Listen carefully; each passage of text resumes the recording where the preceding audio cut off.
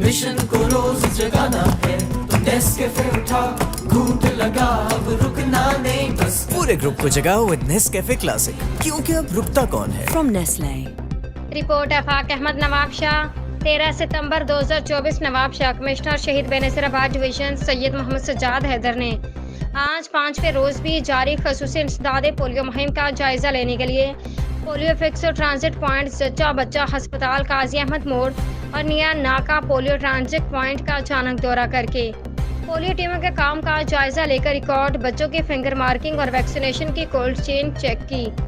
इस मौके पर कमिश्नर सैयद मोहम्मद सज्जाद हैदर ने पोलियो टीमों को हिदायत देते हुए कहा कि खसूसी इंसदाद पोलियो मुहिम के दौरान कोई भी बच्चा पोलियो से बचाव के कतरे पीने से ना रहे, जबकि पोलियो से बचाव के कतरे पीने वाले बच्चों की फिंगर मार्किंग और वैक्सीन की कोल्ड चेन भी खसूसी तवज्जो दी जाए।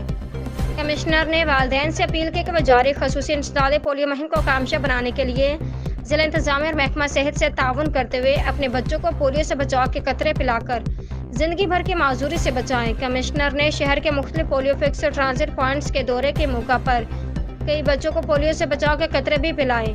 इस मौके पर divisional coordinator WHO doctor Jahangir Core i भी